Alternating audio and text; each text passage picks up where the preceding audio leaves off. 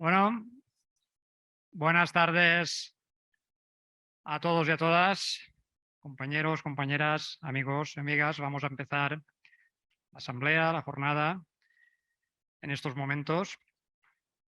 En primer lugar, saludaros a todos y a todas, agradeceros vuestra presencia, que es importantísima para el sindicato esta tarde aquí en esta asamblea.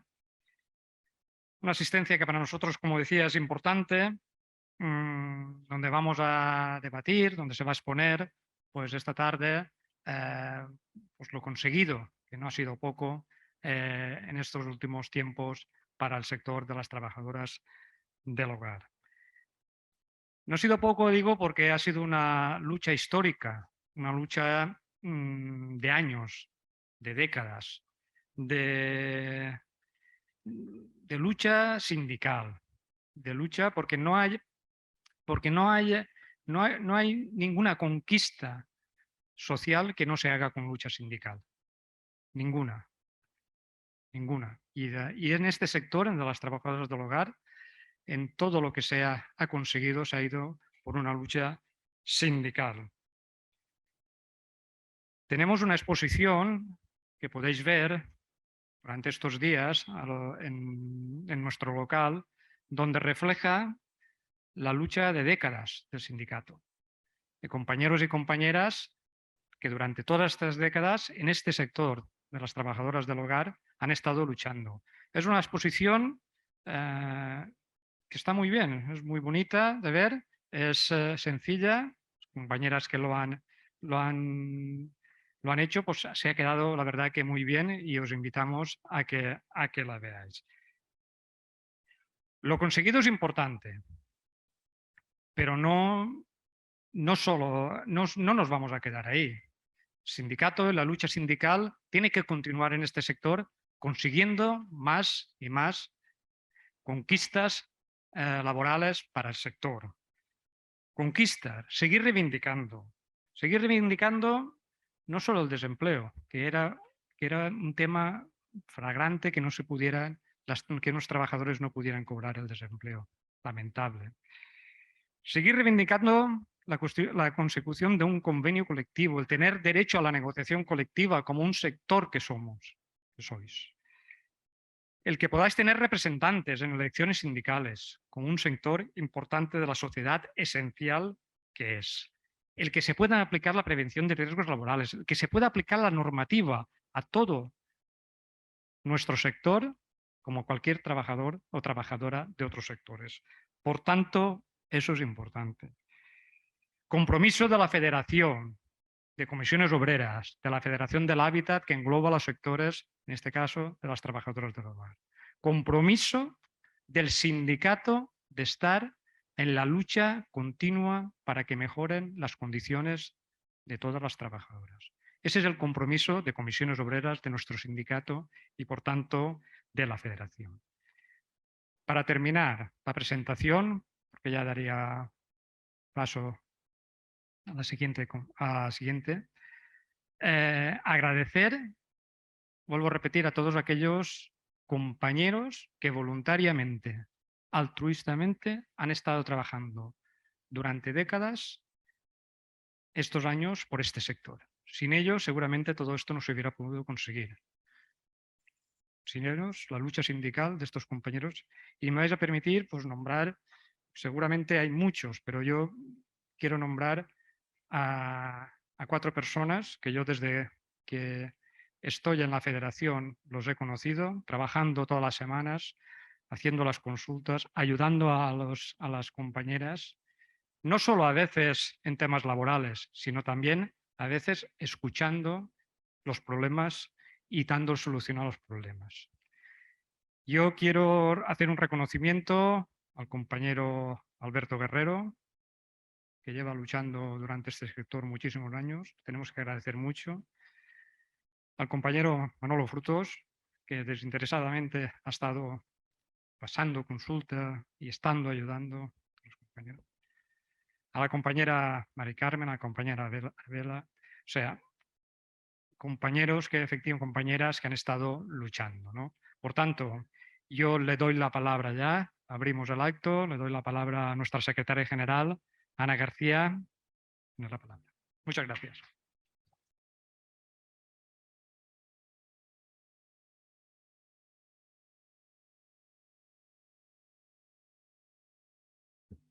Buenas tardes, compañeras y compañeros. Lo primero, daros un saludo de la Comisión Ejecutiva Confederal, que además hoy tenemos una buena representación aquí presente, colaborando en esta asamblea y, por supuesto, daros la bienvenida. También vaya por delante, antes de empezar un poco a enmarcar la asamblea, pues bueno, todo ese reconocimiento y ese agradecimiento a todas las personas que colaboráis, además de forma militante, y que echáis un cable a cualquier persona que lo necesita en vuestro sector, que es un sector, bien sabéis, muy complicado. Mirad, ayer, 7 de octubre, reivindicábamos por el Día del Trabajo Decente, la Jornada Mundial por el Trabajo Decente. Pero, sobre todo, vosotras sabéis lo lejos que estamos de conseguir el trabajo decente. Basta solo con ir a la definición de lo que significa trabajo decente. Uno de los elementos es el salario, tener un salario digno. ¿Es importante? Sí, por supuesto. Si no tenemos un salario digno no podemos llegar a final de mes, no podemos pagar nuestras facturas, la cesta de la compra, etc. Pero también es importante que tengamos otros elementos y que se cumplan, pues que tengamos derechos, que tengamos condiciones de seguridad y de salud, porque si no tenemos condiciones de seguridad y salud no vamos a tener un trabajo decente. Que tengamos un trabajo sin ningún tipo de discriminación, que tengamos protección social y que, por supuesto, se garantice el derecho a la negociación colectiva. Viendo estos elementos, ya a simple vista podríamos decir que en muchos casos no estamos gozando de lo que sería el trabajo decente. Y además decimos que no hay trabajo decente porque hay muchas situaciones de precariedad pura y dura, y muchas las vivís también vosotras. Se sobrepasan jornadas laborales, no se respetan los descansos, no se retribuyen horas extra, como si no existiesen. Se hacen contratos parciales, pero en definitiva lo que están encubriendo es un contrato a jornada completa, con lo cual va en discriminación pura y dura y en abuso hacia vosotras, o se han estado encadenando continuamente contratos temporales. Tenemos un ejemplo más de lo que sería trabajo indecente. Y el trabajo indecente, su mayor ejemplo es en la economía sumergida, que seguro que también la conocéis y la habéis vivido más de una vez. Es una forma de esclavitud que ataca además a las personas con mayor vulnerabilidad y que perjudica en el presente y en el futuro. En el hoy, con esa falta de cotizaciones, pero también en el mañana para el futuro, o para poder tener una futura pensión. Tenemos que luchar contra todas las discriminaciones que además vemos que normalmente afectan más a las mujeres. Podríamos decir que por excelencia la discriminación tiene rostro de mujer y tenemos que luchar contra esa discriminación.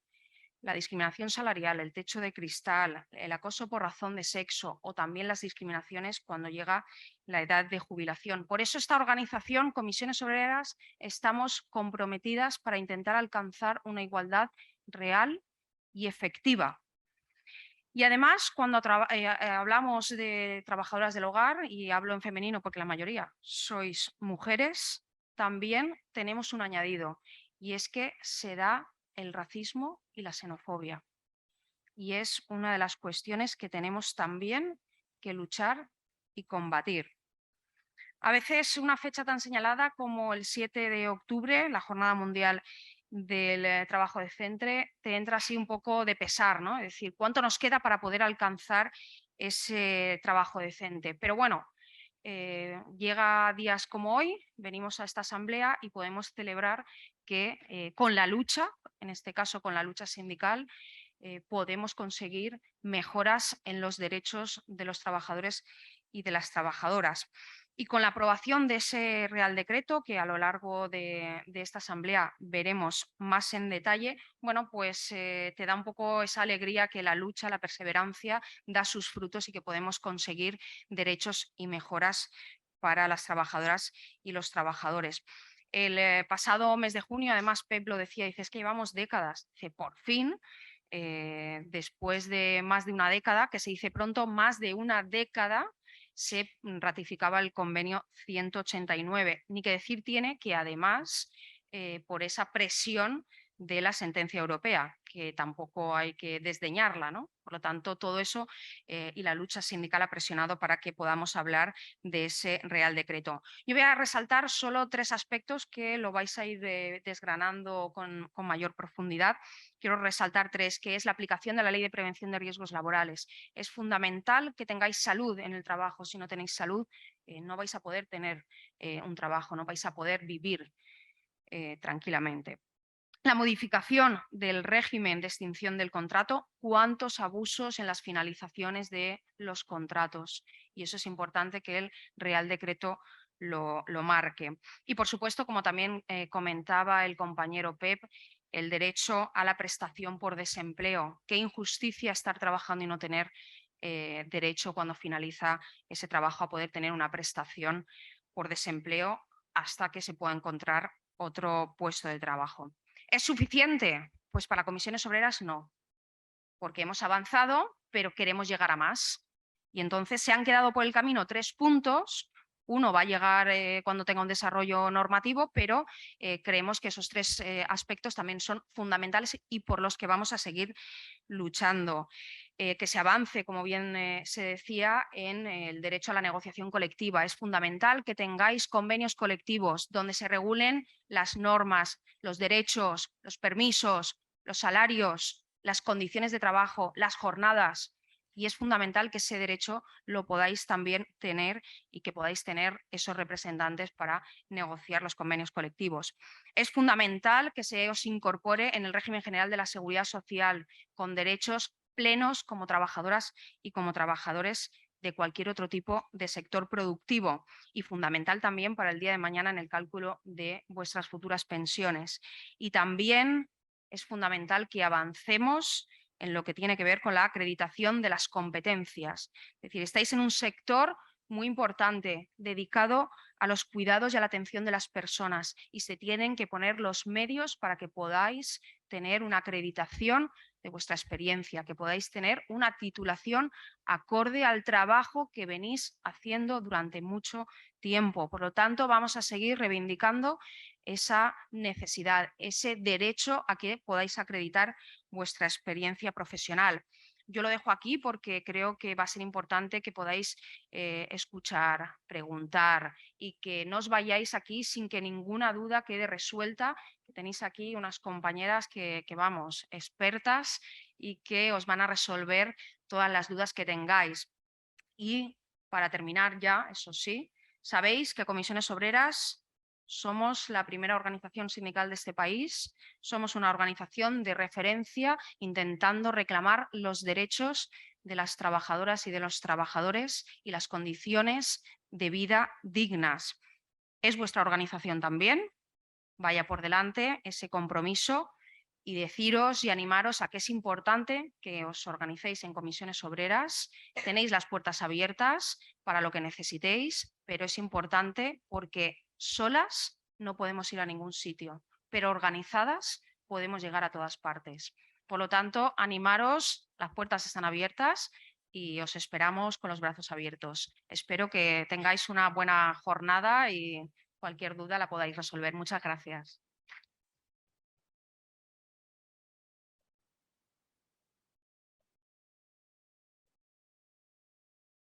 A ver, bueno, buenas tardes. ¿Se oye? Bienvenidas y bienvenidos a nuestra casa, que es la vuestra. Os voy a presentar un poquito la jornada, lo que vais a poder escuchar esta tarde. Yo soy la secretaria de la Mujer de Comisiones Obreras en el País Valencià y me va a acompañar la secretaria de la Mujer, Igualdad y Condiciones de Trabajo de Comisiones Obreras en el ámbito estatal de toda España.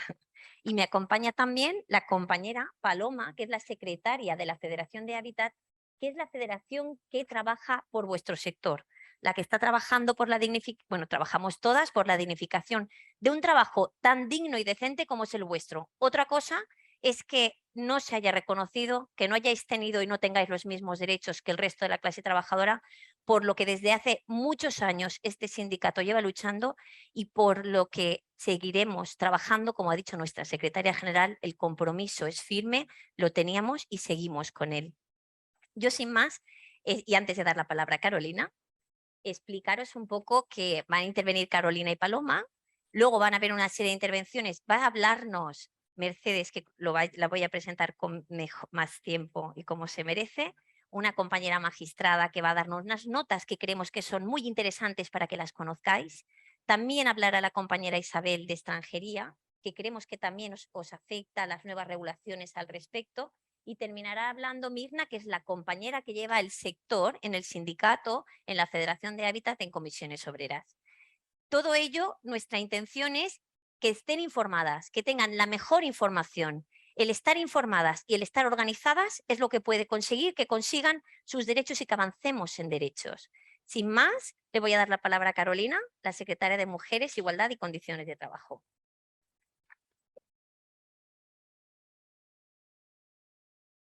Bueno, ya está, ¿no? Se me oye. Bueno, yo quiero empezar dando las gracias a Cloti, a las compañeras que están aquí, a Paloma, por supuesto a la secretaria general a Ana, del País Valencià.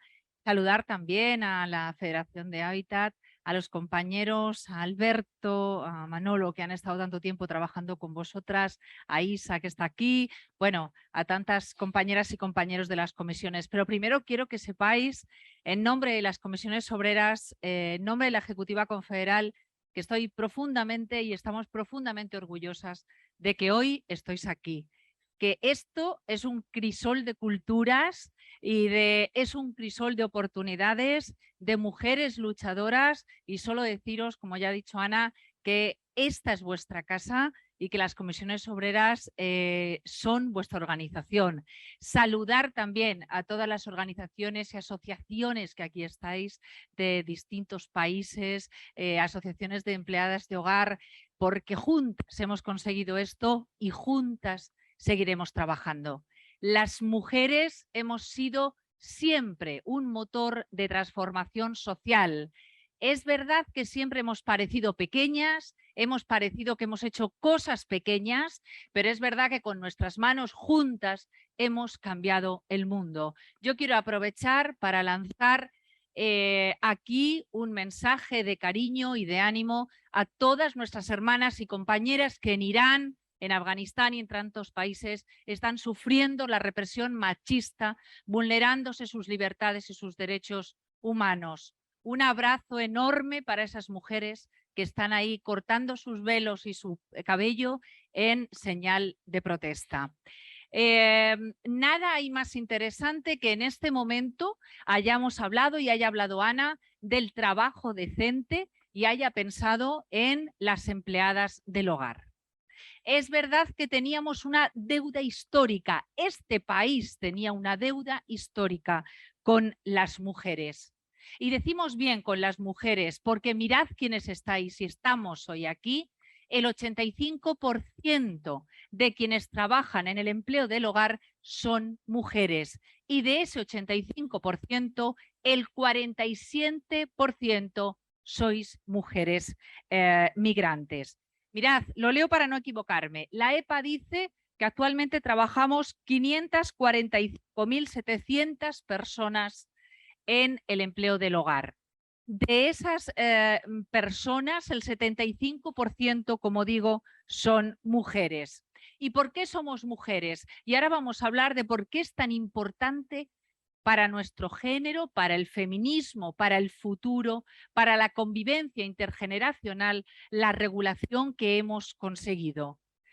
Mirad, siempre se ha pensado que nosotras hacíamos el trabajo del hogar porque nadie lo hacía como nosotras. Como si fuéramos ángeles de la guarda que hubiéramos nacido con un gen. Solo nosotras podemos cocinar, solo nosotras podemos cuidar, solo nosotras podemos trabajar dentro del hogar. y como la sociedad patriarcal históricamente nos ha relegado a un trabajo dentro de los hogares, en primer lugar, nadie ha valorado lo que estábamos haciendo. Lo hacíamos porque genéticamente parece que estuviéramos predispuestas solo a hacer esto como si fuéramos, como decimos, ángeles de... Por eso nadie ha valorado lo que estábamos aportando a la sociedad. Nadie ha sabido valorar económicamente, productivamente, socialmente el trabajo que estábamos haciendo. Y estábamos haciendo el trabajo más importante, que es cuidar de la vida.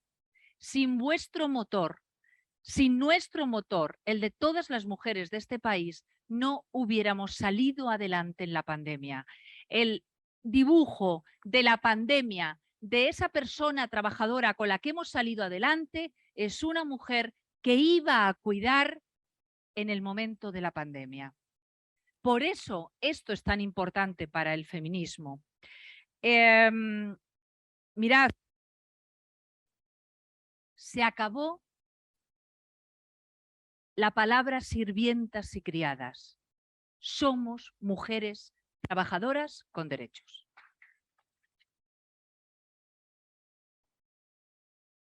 Mirad, hace pocos días, y os voy a contar aquí ahora que estamos en el sitio justo, una anécdota. Yo estuve el otro día cuando se ratificó en el Congreso escuchando a los diputados y diputadas las intervenciones para ratificar el decreto en el que se reconocían las condiciones, buenas condiciones laborales, por fin, después de tantos años, a las trabajadoras del hogar. Y escuché lo que dijo Vox. Y dijo algo así, como que todas las mujeres necesitamos a otra mujer que nos ayude a cuidar de nuestra familia en casa. Primero, porque no entendió que quienes ayudaban, no ayudaban, estaban trabajando.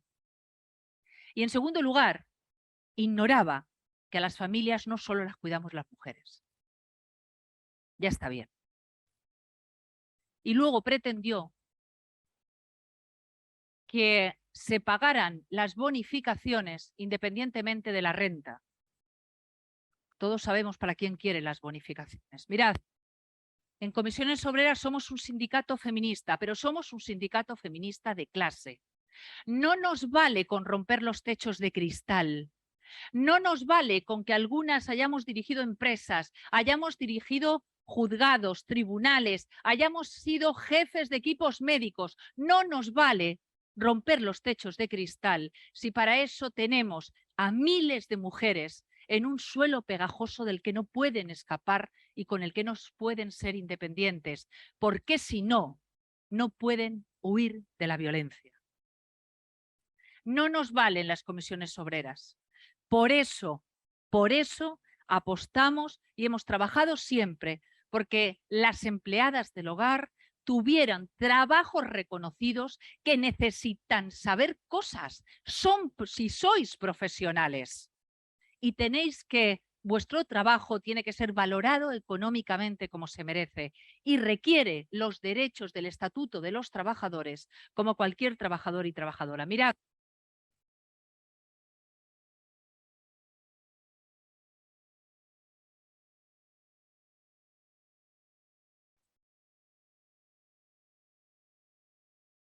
¿Verdad? Yo con las voces que pego. Bueno, mirad, mirábamos, es que yo creo que lo he apagado con el codo, eso si lo hago aposta no me sale. Mirad, hace poco mirábamos en los registros históricos del sindicato, en el año 78 fue la primera vez que Comisiones Obreras y el plenario confederal de mujeres de aquella solicitó que el empleo del hogar estuviera dentro de la cotización a la seguridad social. Fijaos, el año 78. Y fue en el año 80 cuando se firmó un manifiesto conjunto en Madrid con las organizaciones feministas, donde Comisiones y UGT, junto, como digo, las organizaciones feministas, suscribimos un manifiesto para que las empleadas del hogar estuvieran recogidas dentro del Estatuto de los Trabajadores tuvieran derecho a la seguridad social y derecho a la prevención de riesgos. Fijaos cuántos años han tenido que pasar. No podemos imaginar la cantidad de mujeres que desde entonces han trabajado en el empleo del hogar, han trabajado en la economía sumergida y muchas de ellas han terminado con pensiones no contributivas o sin pensión en el peor de los casos, o con una pensión con complemento a mínimos después de haber trabajado toda su vida. La imagen en este país de la pobreza es una mujer de 70 años que no tiene pensión después de haber trabajado toda su vida. Ha terminado el momento.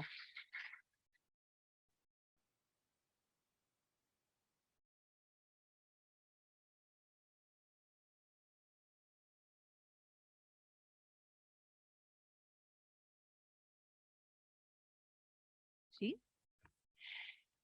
Nos queda mucho por recorrer, pero hemos conseguido 3 cosas claves. Me las mencionaba antes Ana. Se acabó la palabra desistimiento. ¿Pero qué es eso de desistir? Se desiste de tener un novio. No quiero estar más contigo. Eso es desistir. Pero hasta hace 3 días, vuestro empleador y vuestra empleadora, y lo sabéis vosotras bien, decía, no quiero seguir más contigo. Como si fuera una relación de amor. Eso se llama despido. No desistimiento. Tenemos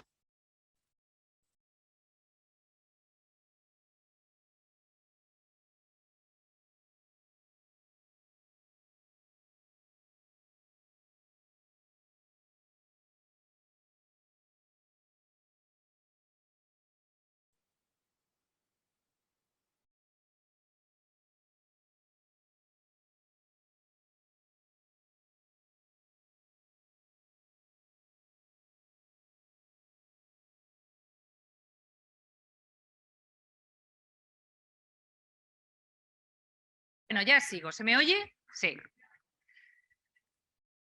Estaba diciendo que nos queda, pero es verdad que hemos conseguido lo más difícil, tener despido, tener desempleo, tener las prestaciones del Fogasa. Hemos conseguido ratificar el 189, pero nos quedan 2 cosas claves. Una, la prevención de riesgos laborales y que la Inspección de Trabajo pueda intervenir. Y pueda intervenir una vez que termine la ratificación que ya ha asumido este país del convenio 190, que lucha contra el acoso en el trabajo, el acoso sexual y otro tipo de acosos que vosotras y vosotros, principalmente vosotras, ahora os digo por qué digo vosotros también, habéis sufrido dentro de los hogares. Y nos queda prevenir los riesgos laborales y nos queda efectivamente el asumir la seguridad social de forma definitiva, vuestras cotizaciones que se alargan hasta el 2024, pero hemos conseguido lo más difícil, que entienda este país que las empleadas del hogar hacéis un trabajo profesional y no, como dice Vox, ayudáis a ninguna mujer a cuidar de ninguna familia. Esta norma tiene dentro 4 palabras clave para nosotras, para las comisiones obreras y para las mujeres de este país. 1, feminismo. 2, la lucha contra el racismo. 3, la lucha contra la xenofobia. Y 4, la lucha contra el clasismo. Para quien trabajamos no son más que nosotras. Por tanto, el otro día fue un día histórico para la lucha feminista y fue un día histórico para la lucha de clases que defendemos las comisiones obreras. Juntas somos más, juntas somos más fuertes. Y creedme y ojalá pudiera transmitiros la emoción tan enorme que todas las mujeres que el otro día estábamos en el Congreso sentimos cuando este Real Decreto por justicia histórica se aprobó por unanimidad. Nadie, ningún parlamentario, ni siquiera la ultraderecha, se atrevió a votar en contra a pesar de las barbaridades clasistas y xenófobas que allí se escucharon. Por tanto, esto ha sido un reto conseguido por las mujeres de este país. Es un reto para vosotras como mujeres migrantes. Esto lo hemos hecho juntas y esto es un objetivo conseguido por el feminismo.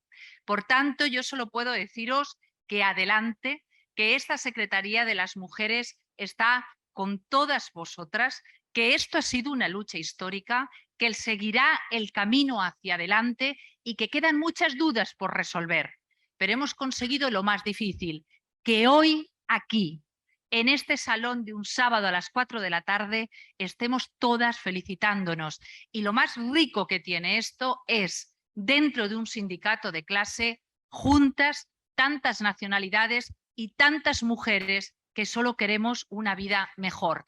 La lucha entre clases, el futuro entre generaciones, solo puede venir de la mano de la democracia traída por las mujeres. Gracias y gracias a todas vosotras por haber mantenido el espíritu, por haber traído la pasión a la lucha feminista y estamos juntas y a vuestro lado. De corazón, vivan las comisiones obreras, viva la lucha feminista y viva las mujeres trabajadoras.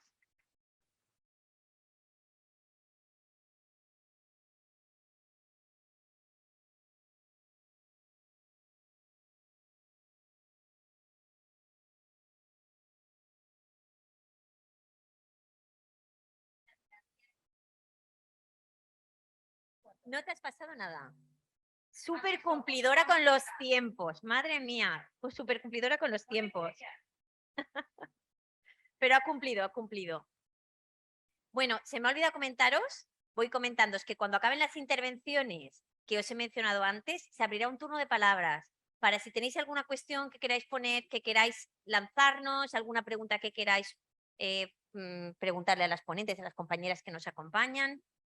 Hablará una portavoz del Grupo de Trabajadoras del Hogar de Comisiones Obreras y nos saludarán los colectivos que han tenido a bien acompañarnos, a las que estamos muy agradecidas por que nos acompañéis esta tarde en esta asamblea. Y ahora ya sin más le voy a pasar la palabra a la compañera Paloma Vázquez, que es la secretaria de la Mujer de la Federación de Hábitat, que es la Federación de Comisiones Obreras, donde estáis organizadas las trabajadoras del hogar. Muchas gracias.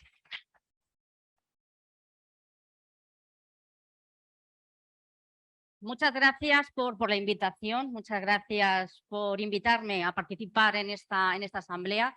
Me sumo a todos y cada uno de los agradecimientos que ha hecho la compañera Carolina. No voy a ir nombrando uno a uno porque entonces me como el tiempo y yo me suelo enrollar bastante, así que Cloti, tú me vas cortando. No te haré mucho caso en un principio, pero después ya si no te preocupes. La verdad es que después de la intervención tan emotiva, tan apasionada de Carolina, y yo no puedo levantar tantos ánimos y tantos aplausos porque además a mí me toca o me corresponde la parte un poquito más práctica, por así decirla, que suele ser también un poquito más aburrida, pero que creo que es imprescindible conocer cuáles son los derechos que se adquieren a través de la aprobación del reciente Real Decreto. Lo que he preparado es una serie de preguntas que voy a responder yo misma. Son preguntas que nos llegan por parte de las compañeras, trabajadoras del hogar, etcétera, o preguntas que estamos viendo que están surgiendo con el Real Decreto. Pero antes de dar paso o de hacer esta serie de preguntas y contestarlas yo misma, sí quisiera apuntar una cuestión a la que ya se ha referido también la compañera Ana y Carolina. Yo también quería empezar con el tema del 7 de octubre, porque es verdad, después de ayer, el 7 de octubre, Día Mundial por el Trabajo Decente, que se haga esta asamblea hoy de trabajadoras del hogar, lo hace mucho más emotivo y más simbólico. Las trabajadoras del hogar siempre habéis estado golpeadas por tres lados muy diferentes, bueno, también estrechamente vinculadas. Por el lado económico laboral, al carecer de todo tipo de derechos laborales, como ya se ha dicho. Por el lado también social, habéis estado invisibilizadas, no se os conocía, pasabais inadvertidas. No teníais centro de trabajo como al unísono, por así decirlo, sino que vuestro trabajo se desarrolla en los hogares, no estabais organizadas como se suelen organizar los trabajadores en centros de trabajo, con sus derechos reconocidos, su legislación aplicable, etcétera. Y tenéis también otra esfera en la que estabais excluidas o os estaban machacando, que es la esfera de lo cultural y de la cuestión de género, como ha dicho Carolina. Arrastramos ese patriarcado con un olor ya a naftalina, un sesgo patriarcal antiguo, etcétera, que os tenía marginadas por el hecho también de ser mujeres. Entonces estáis en la esfera económica, en la esfera social y en la esfera de género cultural, estabais aisladas, estabais incluso, como se ha dicho, se llegaba un momento en que estabais también o se os remarcaba con títulos peyorativos, denigrantes, etcétera. Lo ha dicho Carolina, las compañeras para servir, etcétera. Algo absolutamente ignominioso.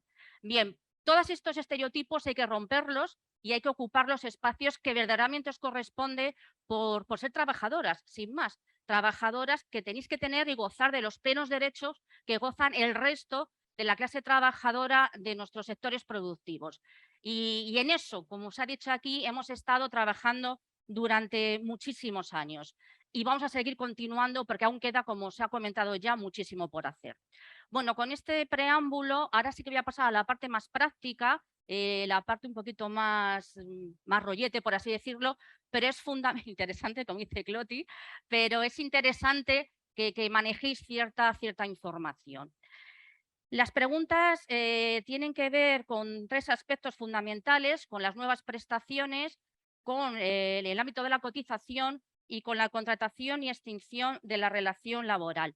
Antes de nada, también otro apunte que tenemos que tener en cuenta como sindicato, y es que veréis, muchos de los derechos de las trabajadoras, de los trabajadores, se conquistan mediante también los juzgados. Después nos lo podrán explicar mejor otra ponente que viene después de nosotros. Tenemos que estar como sindicato absolutamente vigilantes, y en esto ya tendremos a nuestros gabinetes jurídicos correspondientes al tanto. Debemos estar atentos para ver si esta equiparación de las normas y del régimen general se aplica correctamente a las empleadas del hogar. Por eso digo que tenemos que estar absolutamente vigilantes. Por ejemplo, ¿qué pasa si se extingue el contrato porque lo decide el trabajador? Porque se han cambiado de forma unilateral sus condiciones de contrato o porque no cobra, etcétera. Bueno, pues nosotros pensamos, obviamente, que sí tiene derecho al paro, pero tenemos que ver, insisto, cómo se aplica la normativa en cada caso. Bueno, en relación, y ya me voy a la chuleta, en relación a las nuevas prestaciones, y perdonad que vaya deprisa, aparte que es mi forma de hablar, es por una cuestión de tiempo, que si no se me enfada Cloti. En cuanto a las nuevas prestaciones, y ya vamos al meollo del asunto del Real Decreto. ¿Desde cuándo se puede cotizar? Pues desde el 1 de octubre. ¿Cuándo podrán los empleados domésticos cobrar el paro? Pues lamentablemente no se han establecido efectos retroactivos, por lo cual será necesario tener cotizados un periodo de 360 días. Un año, 360 días, un año. Las personas trabajadoras deberán cotizar durante un año desde el 1 de octubre del 2022. ¿Cuánto cobran de paro los empleadas de hogar? Bueno, antes de nada, ya están saliendo muchas guías por parte del Ministerio de Trabajo. Yo ahora mismo tengo otra guía. En fin, están saliendo muchas guías también de despachos de abogados, etcétera. Lo que vamos a hacer como comisiones obreras, como Federación del Hábitat, en ayuda, en colaboración, coordinación con la Secretaría Confederal de Mujeres, es preparar también nuestra propia guía, que sea un poquito más didáctica y más de fácil uso, para poder que la tengáis a mano, y bueno, todas las federaciones, todos los territorios, etcétera, para que las trabajadoras del hogar, para que todas estéis informadas. ¿Cuándo cobran o cuánto cobran de paro las empleadas del hogar? Bueno, pues esto dependerá en cada caso de la base reguladora en la que se cotice. Es decir, se tiene que hacer el promedio de la base de cotización de los últimos 6 meses y esa va a ser la base reguladora. Si queréis más tarde después podemos adentrarnos en esta cuestión. Durante los 6 primeros meses se cobra el 70% y luego se pasa al 50% de esa base reguladora. Decir que por parte del Ministerio de Trabajo hay una sugerencia, hay una propuesta de que en la próxima ley de presupuestos generales del Estado se va a cambiar esto del 50% y pase a ser el 60%. Pero bueno, vamos a ver si lo consigue la ministra de Trabajo incluir la cuestión en los presupuestos generales del Estado. En caso de no tener cotización suficiente para el acceso a la prestación por desempleo, ¿se puede solicitar el subsidio por cotización insuficiente? Sí. La modificación normativa dice que el colectivo tendrá acceso a los subsidios por desempleo. En el caso de que la persona trabajadora se encuentre en situación legal de desempleo sin alcanzar ese periodo de cotización de los 360 días cotizados, puede solicitar el subsidio por insuficiencia de cotización. En este caso se exige al menos 6 meses cotizados por desempleo. Persona empleadora se declarase insolvente, que es uno de los grandes logros que introduce el nuevo Real Decreto, el trabajador perdería la indemnización. ¿No eres tú sola, que yo también soy? O algo.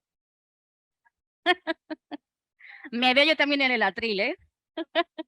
Me veo yo también en el atril. Bueno, si la persona empleadora se declarara insolvente, como suele ocurrir en muchísimos casos con los que nos hemos desgraciadamente encontrado, ¿el trabajador, la trabajadora perdería la indemnización por extinción del contrato? Absolutamente no.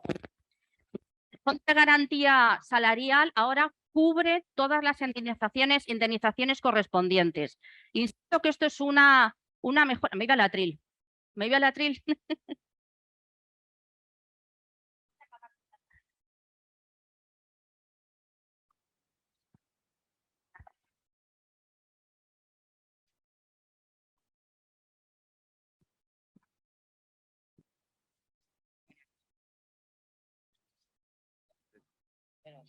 ¿Puedo quitar esto?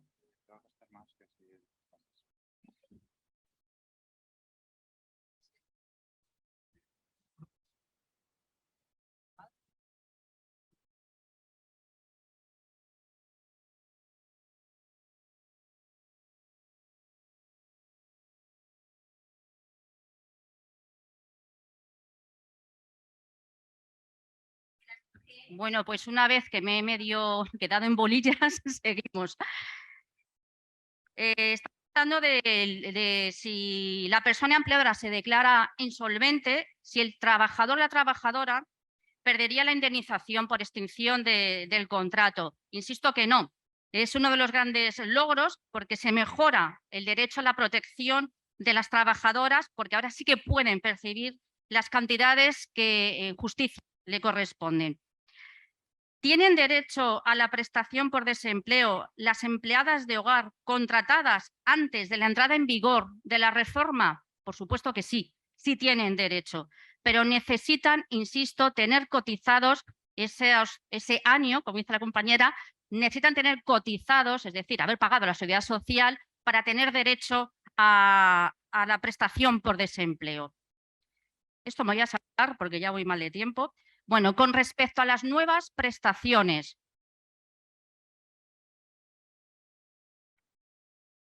Mejor dicho, con respecto a las cotizaciones. Y aquí viene una de las cuestiones o de los temas que más dudas está suscitando por parte de las trabajadoras. La nueva cotización supone un incremento para el coste del empresario, insisto, coste del empresario, no de la trabajadora. Sí, indudablemente sí. La parte, por así decirlo, del león, es decir, quien más tiene que poner es el empleador.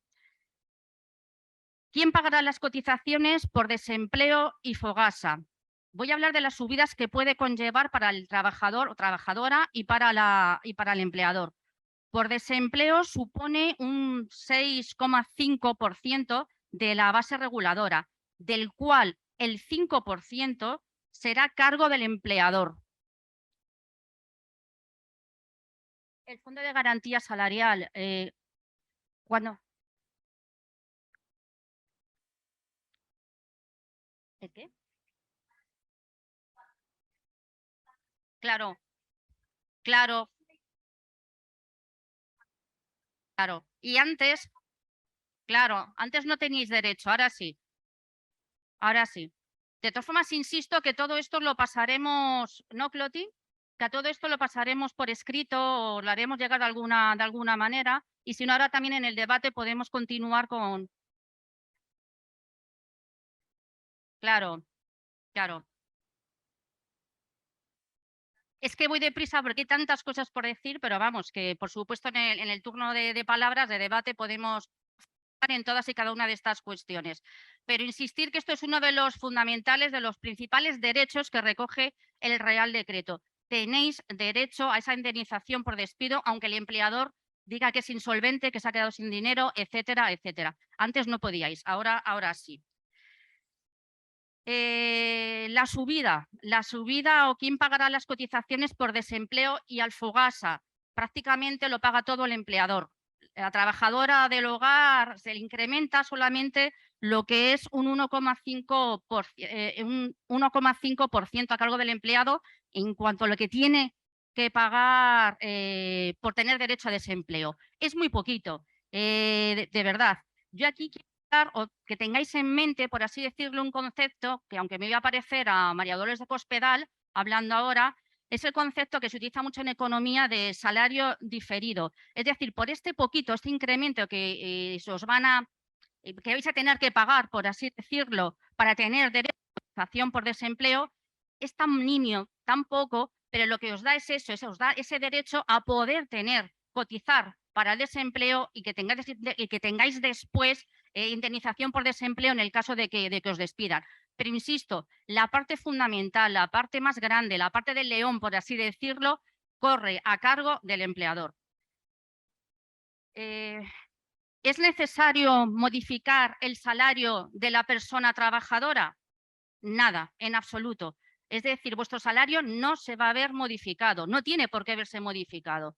Bueno, el nuevo reglamento, el nuevo Real Decreto no tiene por qué o no dice nada al respecto de que se tiene que cambiar vuestro salario. Vuestro salario no se va a ver modificado. Lo digo porque es una de las cuestiones también, una de las incógnitas que siempre nos plantean ahora, nos estáis planteando. El salario no se tiene que modificar, no se va a ver modificado. Los incrementos salariales que sí se podría dar habrán de fijarse de común acuerdo por las partes. Tenéis que negociar, es decir, vosotros con el empleador, si hay subida, lo tenéis que ver. Pero insisto, el Real Decreto no merma en absoluto vuestros salarios. Me salto también esto porque vamos un poquito mal de tiempo. Uf, madre mía, pues queda mucho, o sea, queda muchísimo. Otra cuestión también fundamental. Aunque la empleada, aunque la trabajadora trabaje menos de 60 horas al mes, ¿la persona empleadora tendrá la obligación de dar el alta? Por supuesto que sí, por supuesto que sí. Y esto ha sido también uno de los grandes logros. La persona empleadora debe dar de alta a la empleada en todos y cada uno de los supuestos. Insisto, en todos y cada uno de los supuestos. A partir de enero del 2023 ya no se puede pactar entre las partes, como se estaba haciendo hasta ahora, que las empleadas que trabajaran menos de 60 horas al mes asumieran la obligación de cotizar, de afiliarse, de darse el alta en la seguridad social. Esto ya no se puede hacer. Es obligación del empleador. Si no se cumple esta cuestión, la Tesorería General de la Seguridad Social lo sabe, se entera, tiene, bueno, eso sí, a ver cómo se entera, eso es una cuestión que podemos ver más tarde. Lo que hace es que practica de oficio, da de alta de oficio inmediatamente a la trabajadora en el régimen general de la Seguridad Social. La inspección de trabajo también se puede enterar de esto. Después podemos hablar también de cómo se puede enterar la inspección de trabajo o de cómo no se está enterando absolutamente de nada. Y lo mismo, daría de alta, de oficio, a la trabajadora en el régimen general de la Seguridad Social y bueno, voy a quitar los términos técnicos, etcétera, y lo que haría es que también cobraríais todas las cotizaciones pendientes. Y además, en el caso de la inspección de trabajo, podría abrir incluso un acta de infracción. Con respecto a la contratación y extinción de la relación laboral, ¿es necesario realizar alguna modificación en el contrato? No. Cualquier modalidad contractual ya ha tenido que ser adaptada a la reforma laboral aprobada por los pelos este año. Un monumento a ese diputado del PP, le tenemos que poner un monumento en la sede de las comisiones obreras. Son las causas de despido. Para empezar, con causas de despido, se tiene que siempre que comunicar a la trabajadora por escrito. Tiene que ser por escrito, no verbal, por escrito. Para terminar con la relación contractual, comunicando claramente la voluntad del empleador de por qué quiere despedir a la trabajadora y tiene que poner también claramente cuáles son las causas. Causas pueden ser disminución de ingresos de la unidad familiar o un aumento de sus gastos por causa sobrevenida. Ahora hablamos también de eso. Otra de las causas es porque se haya modificado sustancialmente las necesidades de la unidad familiar. Y otra, donde yo aquí sí personalmente que tengo mis serias dudas, es la pérdida de confianza de la persona empleadora fundamentada de manera razonable en el comportamiento de la persona trabajadora. Yo digo que aquí tengo mis serias dudas porque el Real Decreto, una de las cuestiones que hace y una de las conquistas, como ha señalado antes tanto Ana como Carolina, es que acaba, echa por tierra la humillante figura del desistimiento. Pero esta tercera causa, después nos lo pueden aclarar si puede ser también la compañera que va a intervenir más tarde. Yo aquí tengo dudas de que muchos despidos que pueden ser desistimiento no vengan camuflados en esta tercera causa. En caso de que no se formalice el contrato por escrito, ¿existe relación laboral? El contrato siempre, insisto, debe ser por escrito. Si no se formaliza por escrito, se presume indefinido y a jornada completa. Y además el contrato por escrito se puede hacer en cualquier momento de la relación laboral, pero siempre por escrito. Esto ya hemos hablado, de la persona empleadora ya no puede desistir. Yo insisto que veo mis serias dudas. ¿Sería posible realizar una extinción del contrato por mutuo acuerdo? Es decir, que ambas partes decidan que no quieren seguir. Sí, por supuesto también. Como en todas las relaciones laborales, ambas partes pueden decidir que se extingue el contrato. ¿Se han modificado los modelos de contratos de trabajo? No. No se han modificado los modelos de contrato de trabajo. Lo digo porque también esto nos lo preguntan muchas trabajadoras, lo preguntáis mucho. Con el nuevo Real Decreto, etcétera, ¿hay nuevos modelos de contratos? No. No se han modificado en modo alguno los modelos de contrato. Y además el Ministerio de Trabajo ha puesto a disposición de todo el mundo, ha puesto a disposición de las personas empleadoras modelos de contratos de trabajo, así como la información necesaria para el cumplimiento de los mismos.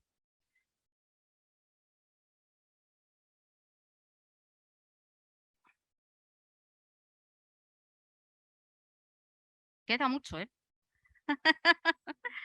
Queda mucho. Bueno, sí, puedo elegir las preguntas. Vale, perfecto.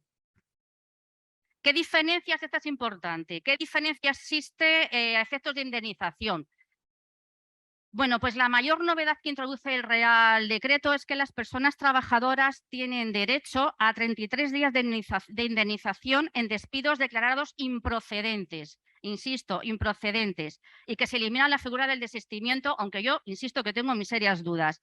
En caso de que el despido realizado se considere improcedente, bueno, vamos a ver, para no enrollarnos. La norma o el Real Decreto establece que el despido tiene que ser de 12 días por año, con un máximo de 6 mensualidades. Es cierto, bueno, si es declarado improcedente es de 33 días por año.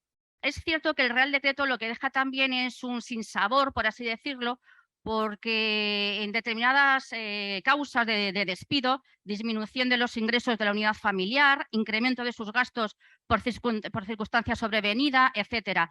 Eso podría ser declarado un despido objetivo, lo que daría lugar a 20 días por año, pero sin embargo, el Real Decreto para trabajadores del hogar lo deja en 12 días. ¿Puede ser clasificado como una injusticia social, como un agravio comparativo? Lo podemos ver luego. O sea, yo creo que sí, pero bueno, podemos debatirlo más tarde.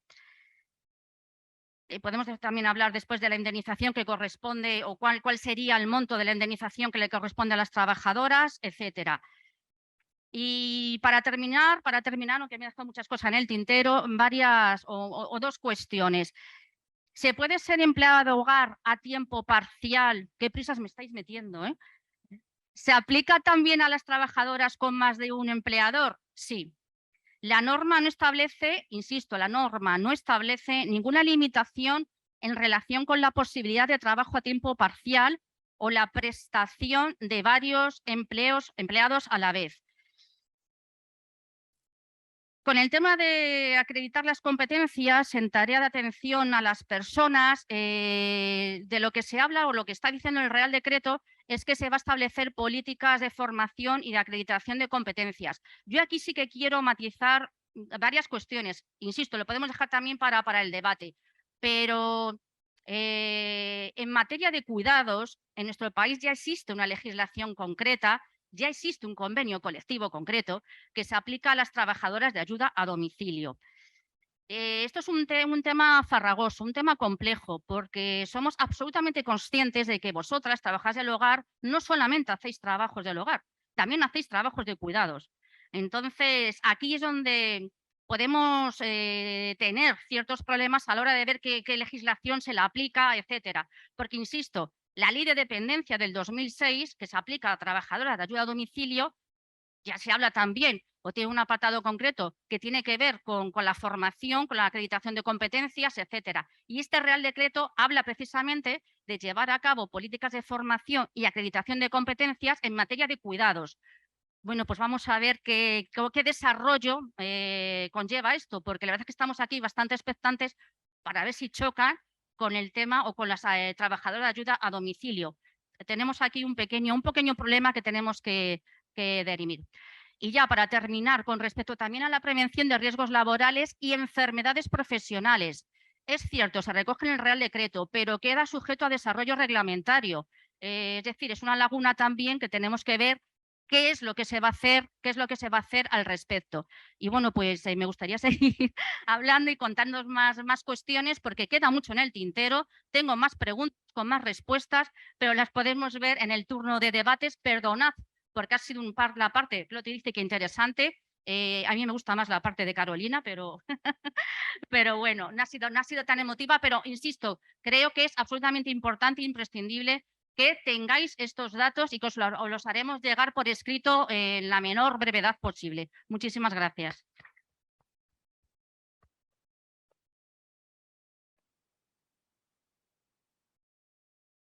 Muchísimas gracias, Paloma. Sí, siento las prisas, pero en el turno de palabras podéis hacerle preguntas a Paloma y a Carolina o a cualquiera de las ponentes porque vamos a intentar resolver todas las dudas que tengan las compañeras. Además, como ha dicho Paloma, se va a editar una guía que la idea es recoger toda la información práctica y de interés que os pueda resultar a vosotras interesante para defender vuestros derechos. Ahora le voy a pedir, porque nos acompaña entre nosotras y queremos agradecer su generosidad por su trabajo de tantos años, que me lo han chivado, Mercedes, el trabajo de tantos años, de tantas charlas ayudando a las trabajadoras del hogar. Nos acompaña y está con nosotras, fue una jueza del Tribunal Supremo de lo Social. Mercedes Boronat, por favor, sube y explícanos lo que consideras. Ah, sí. Llévatela, tengo otra botella ahí. Sí. Ahora te doy yo una a ti. ¿Segura?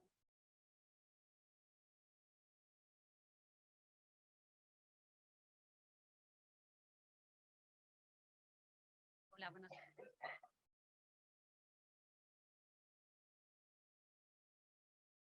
Bueno, es verdad que gracias a... Tengo que dar al stand-by. Vale. Pues por la insistencia de Alberto Guerrero, pues sí, efectivamente he estado varios años pues intentando apoyar sus iniciativas en materia de información, sobre todo a las empleadas de hogar. Yo, por mi parte, y muy brevemente, pues me gustaría aportar pues algunos detalles que os puedan servir, ahora sí, a nivel práctico, cuando ante la posibilidad de un conflicto de intereses entre la parte empleadora y vosotras en un contrato de trabajo de empleada de hogar. Puede ocurrir que surja un conflicto, hay millones de posibilidades. En el mundo del trabajo hay muchas, desde que no se pague el salario hasta que se cotice por menos, que se hagan horas extras y no se paguen, etcétera, etcétera, ¿no? Y el conflicto más gordo es el despido, del que hablaré luego con un poquito más de detalle. Os han explicado brevemente los avances y las novedades de este Real Decreto Ley, de esta reforma. Efectivamente presenta mayores derechos, pero si esos derechos pueden no llegar a cumplirse. Es decir, en este momento son una letra, está en la ley, pero habrá que ver en el terreno práctico en qué se traduce. La primera dificultad con la que podemos encontrarnos es tener que demostrar que existe una relación laboral. Es decir, no solamente cuáles son sus circunstancias, sino que exista. Yo he hablado antes con alguna compañera vuestra que, bueno, pues que es emigrante y que no está dada de alta y que además no tiene permiso de trabajo. Bueno, pues vamos a ver eso. ¿Qué hace una persona en esas condiciones cuando se produce un despido o cuando no se le paga el salario? Bien, entonces, en esos casos y en muchos otros también, con carácter general, y ante la probabilidad de que pueda haber un conflicto, es importante que la persona que está trabajando como empleada de hogar o que va a empezar a hacerlo, pues entonces intente concretar con el empleador o intente de alguna forma salvaguardar la acreditación de esas circunstancias, las circunstancias en las cuales se mueve esa relación laboral. Por tanto, es importante que se resguarde. Primero, claro, pidiendo por favor que se le haga el contrato por escrito. Está claro que la ley dice, el contrato será por escrito, pero y si no, pues se presumirá que es a tiempo completo y de carácter indefinido. Pero la ley dice también salvo prueba en contrario, y ahí pues la prueba en contrario puede ser la que el empleador estime oportuno aportar. Por tanto, aquí habría también que moverse en el terreno de lo que dice una parte y lo que dice la otra. Por ejemplo, hay que intentar salvaguardarse, en primer lugar, claro, obviamente que se cotice. La Seguridad Social suele notificar al empleado si está de alta o no en la Seguridad Social, por tanto, eso es un elemento. Si no se tiene ese dato, es que no se está cotizando y, por tanto, ya se puede efectuar una reclamación, se puede ir a la Seguridad Social y solicitar, a ver, ¿cuál es mi número de afiliación? Soy esta persona, tengo este documento que acredita mi identidad, dígame si estoy o no de alta. Y si no está de alta, pues entonces se puede reclamar ante un juzgado.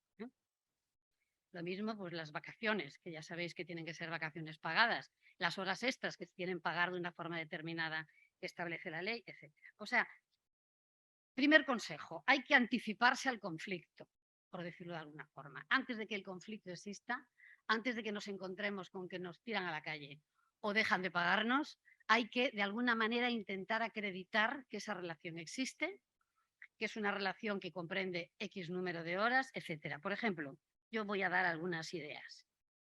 Si identificarse a donde vayáis como empleada de hogar de tal persona, cuando lleváis a los niños al colegio, cuando se recoge a los niños del colegio, si se acompaña a una persona mayor al ambulatorio, que se haga acostar en el parte, viene acompañada de fulanita de tal.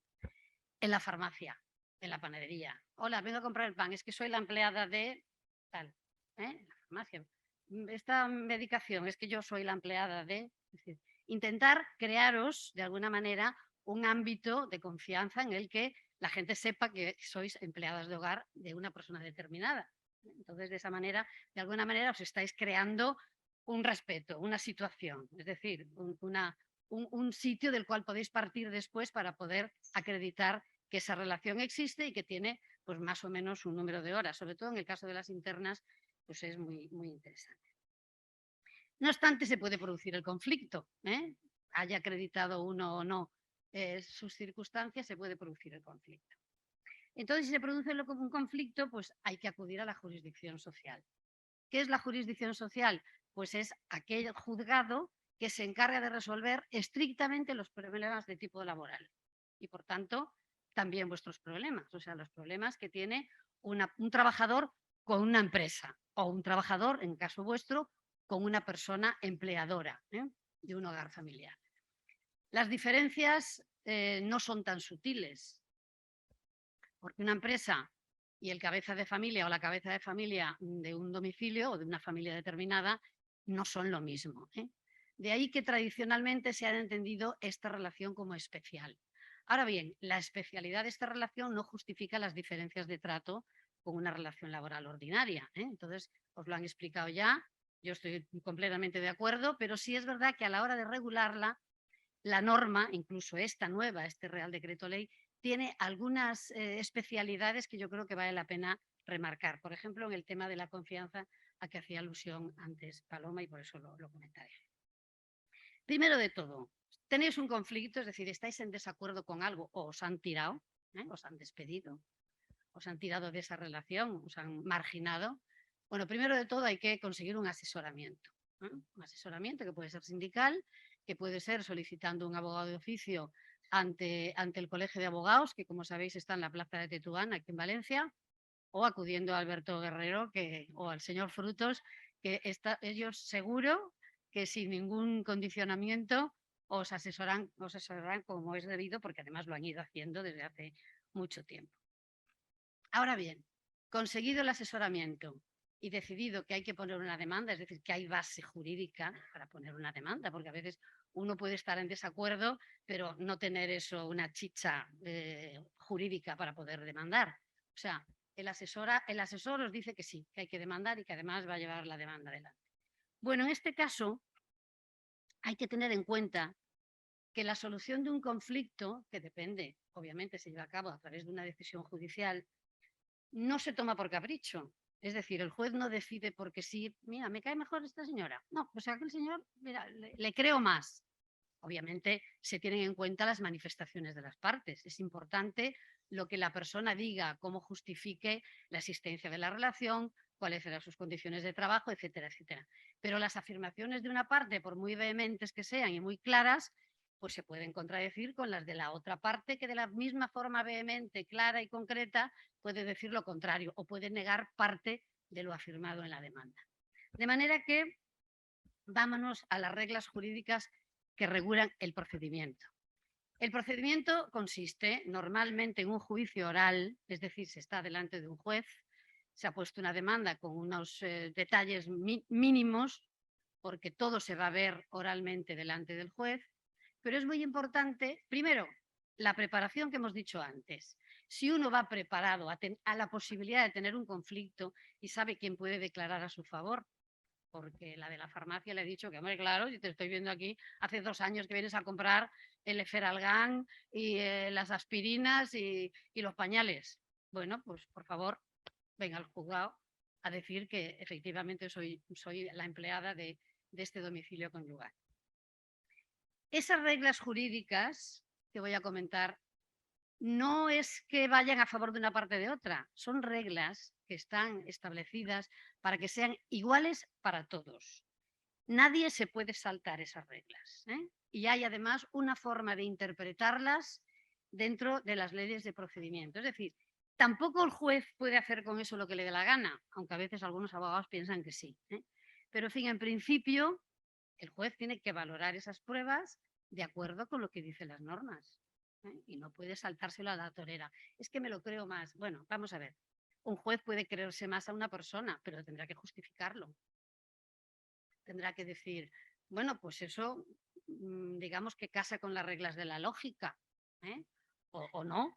Es decir, el juez tiene una experiencia judicial, conoce la jurisprudencia, es decir, las sentencias que se han dictado algo antes en otros órganos judiciales y por el Tribunal Supremo y, por tanto, tiene una lógica a la hora de resolver. Bueno, pues si son acordes con esa lógica, pues podrá inclinarse por las manifestaciones de una parte a otra. Pero lo que interesa son las pruebas objetivas, es decir, los testigos, por ejemplo, esas personas que os han visto pues, realizar esas tareas de hogar, no dentro del domicilio, porque el domicilio es un lugar sagrado que resulta muy difícil entrar ahí, pero sí en las zonas de alrededor, es decir, todo aquello que circunda el domicilio donde prestáis vuestra actividad laboral.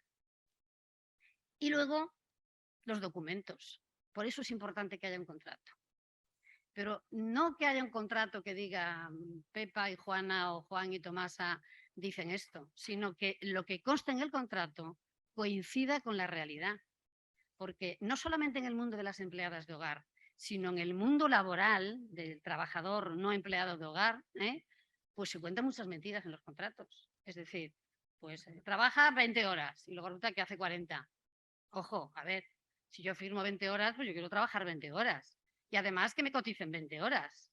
Pero si trabajo 40, quiero que me coticen 40, trabajar 40 y que me paguen 40. Entonces, ya digo que eso es un tema que es común a cualquier relación laboral, no solamente de las empleadas de hogar.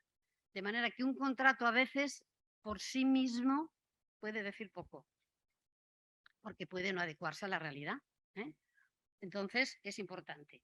Los documentos, por ejemplo, si hay algún recibo de nóminas, en fin, pues, de alguna manera intentar sacar algo que acredite que estáis cobrando un sueldo determinado. Partes de baja médica, si se ha estado de baja y por tanto no se ha podido trabajar, etcétera. Bueno, incluso, y aquí voy a excederme quizá, pero bueno, incluso grabaciones de conversaciones entre las dos partes. Es decir, una grabación, si no está manipulada, si es correcta y tal, pues acredita lo que esas dos personas han dicho. Pero ojo, tiene que ser una grabación de una conversación entre la parte empleadora y la parte trabajadora. No lo que ha dicho el empleador o la empleadora a un tercero, o no lo que se habla con otra persona intermedia, ¿no? Ojo, eso es muy peligroso, porque eso puede afectar al derecho a la intimidad y no solamente produciría la nulidad de esa prueba, sino que podría llegar a tener trascendencia judicial a otros niveles. De manera que no os aconsejo jamás en la vida que grabéis si no tenéis muy claro lo que estáis haciendo. De manera que eso podría servir como prueba en un momento dado cuando hay una situación de conflicto.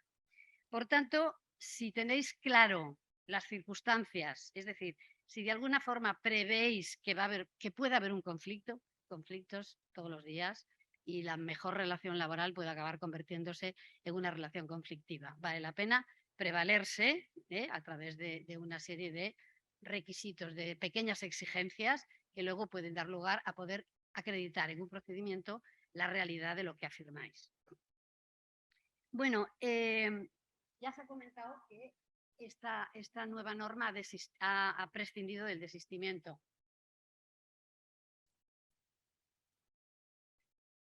Que se justificaba porque, bueno, esta es una relación laboral que normalmente está en relación con las circunstancias de la familia. Es decir, pues tengo 3 hijos y ahora que los niños van a la guardería o al colegio, pues yo ya no necesito tanto tiempo a esta persona.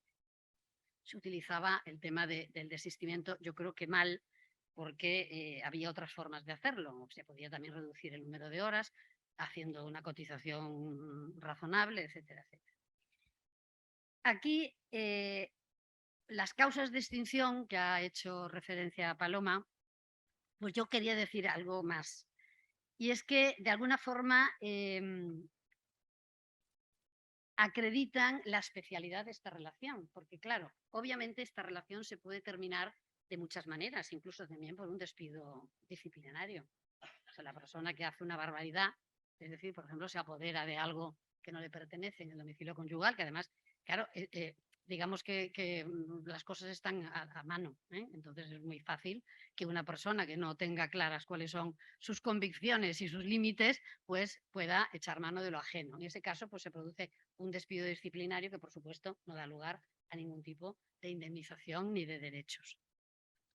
Pero la norma sí ha tenido en cuenta la especialidad de esta relación y entonces dice, Disminución de los ingresos por disminución de los ingresos de la unidad familiar o incremento de gastos, es decir, pues una persona que está trabajando de repente, ¡pum!, cobra la pensión de jubilación, que es la mitad de lo que cobraba.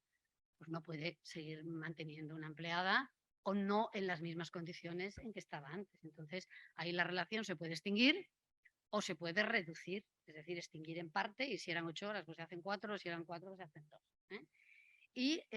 O incremento de sus gastos por circunstancias sobrevenidas. Bueno, pues pensemos en un accidente, una enfermedad, lo que sea, que exija a la familia hacer frente a unos gastos extraordinarios y por tanto, pues no, lo que era casi un lujo es que contar con una persona que en casa hacía unas tareas que tú no podías hacer porque estabas trabajando, pues, en fin, está claro, es una causa objetiva. La segunda objetiva es modificación de las necesidades de la unidad familiar. Bueno, pues puede ser lo que sea.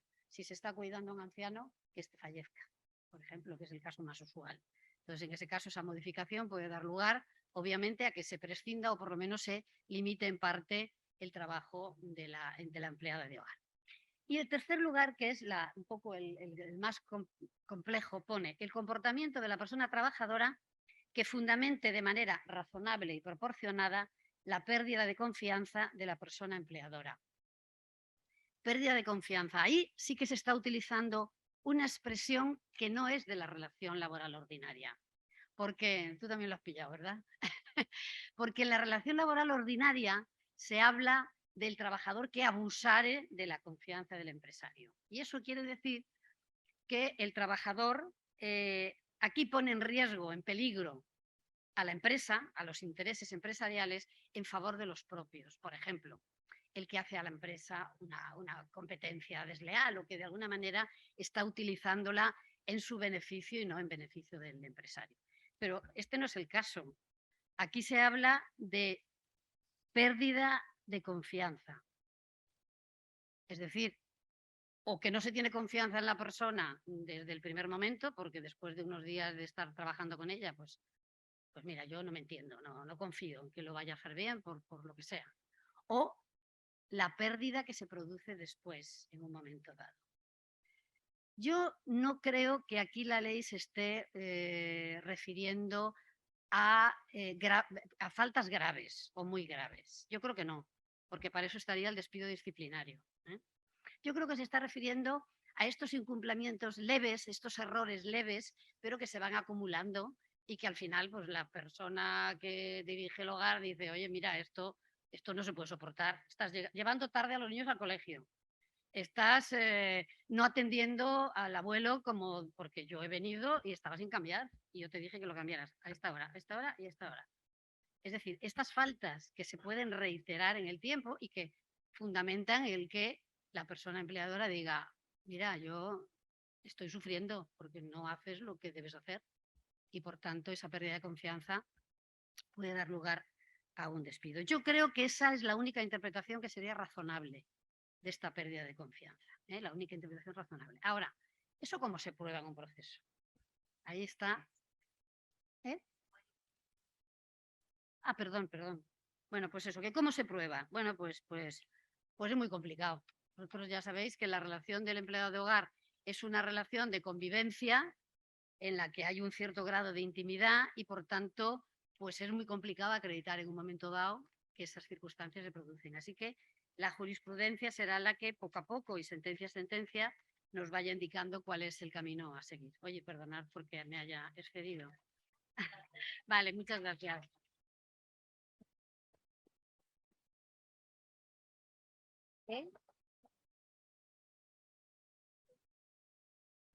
Mercedes, muchísimas gracias. Le he dado más tiempo porque estábamos todas súper interesadas en lo que nos estaba diciendo, porque nos está enseñando a cómo tenemos que protegernos y cómo tenemos que actuar y cómo tenemos que recaudar la prueba. Así que muchísimas gracias. ¿Querías aclarar algo, Carolina? Mirad, yo, si me permitís, y por contarle también a Mercedes y a Paloma, cuando hablamos con el Ministerio de las causas del despido y hablábamos de esto, nosotras también pensábamos, bueno, pues parece que estamos en el mismo lugar del desistimiento, a priori cuando se lee. Lo decía la compañera, que ahora se ha marchado fuera porque nos ha grabado la prensa. Hay una gran diferencia que creemos que va a poder salvar y que diferencia profundamente, en mi opinión, el desistimiento ese se ha roto el amor que yo os decía antes. Mira, ya no quiero que sigas conmigo trabajando, sin más. Hay una gran diferencia y es que se aplican ahora, tenemos requisitos formales que hay que cumplir. Es que ese he perdido la confianza en ti, sea más corto, sea más largo, sea de antes, sea posterior, y Mercedes lo ha explicado muchísimo mejor que podría hacerlo yo, hay que darlo por escrito. Y si lo tenemos por escrito, podemos impugnarlo, podemos ir a los tribunales diciendo que eso no es verdad y tendrá que probarlo. ¿Quién nos paga? ¿Quién es nuestro empleador, nuestra empleadora y nuestro empresario? Es que antes no tenía que probar nada. Porque decía, se acabó, no quiero seguir contigo, y eso bastaba. Ahora, y la Mercedes, que es quien de verdad controla esto, le contaba que eso es lo que nosotras pensamos y es la solución a proteger esta situación cuando lleguemos a los tribunales. Nos tienen que dar la causa por la que nos han dicho que han perdido la confianza por escrito y en caso de que nosotras no estemos de acuerdo, quien nos tiene empleadas tiene que probar que eso es verdad. Yo, para quien de verdad veo la complicación, es para ellos y ellas. ¿Cómo lo van a probar? Quiero decir que es verdad que la redacción parece similar, pero no deberíais tener miedo a esto para poder defenderos. El miedo es que podéis perder el empleo. Pero, insisto, quienes tienen que probar que esa pérdida de confianza es verdad son ellos. Con lo cual, no estamos ante un desistimiento, estamos ante un despido. Y es verdad lo que decía la compañera Mercedes. Para supuestos de incumplimientos graves tendremos un despido disciplinario. El otro día me contaban un caso. Es que estás trabajando con una señora mayor, un señor mayor que tiene Alzheimer, no le gustas, le caes mal y hay una pérdida de confianza. Es imposible la relación. ¿Hay un incumplimiento para un despido disciplinario te hecho porque has incumplido? No. Hay una pérdida, estaba contando lo que tú nos preguntabas. ¿Es un despido objetivo? No. ¿Hay una falta de confianza porque no se puede seguir adelante con la relación? Sí, pero habrá que darlo por escrito. ¿Qué pasa si yo no estoy de acuerdo? Tendrá que probarlo la empresa, quien nos tiene empleadas. Por tanto, aunque va a ser complejo, tiene una diferencia importante para poderos defender en el caso que teníamos antes y en la situación que tenemos ahora. Ya no me voy a extender más.